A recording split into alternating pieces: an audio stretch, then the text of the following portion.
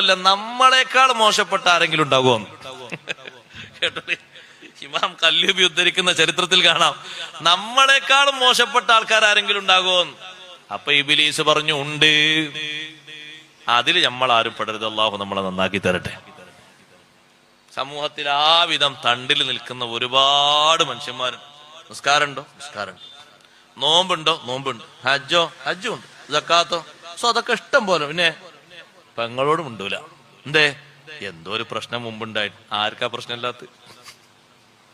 എന്നിട്ട് ആ പെങ്ങള് വന്ന്, അല്ല റജബും ഷാബാനൊക്കെ അല്ലേ വരുന്നേ, റമദാനൊക്കെ അല്ലേ, അതിനെന്താ എനിക്ക് നോമ്പ് പറ്റുകൊണ്ട് വരുമ്പോ? അല്ല, നമ്മളാ പഴയ കാര്യം എന്ന് പറഞ്ഞു. അതും പറഞ്ഞ് ഇപ്പൊ അടി ചവിട്ടണ്ട. വെക്കോ, മുത്തക്കിയാകോ?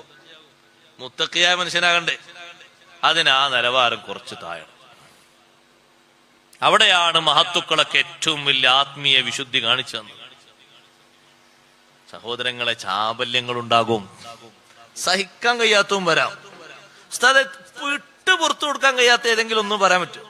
ഒന്നില്ല. മനുഷ്യ സഹജമായിട്ടുണ്ടാകുന്ന വിഷയങ്ങളിൽ അങ്ങനെയാണെങ്കിൽ ഒരിക്കലും പൊരുത്തപ്പെട്ട് കൊടുക്കരുതായിരുന്നു. സയ്യിദുനാ റസൂലുള്ളാഹി സ്വല്ലല്ലാഹു അലൈഹി വസല്ലം അബൂജഹലിന്റെ മകൻ ഇക്രിമക്ക്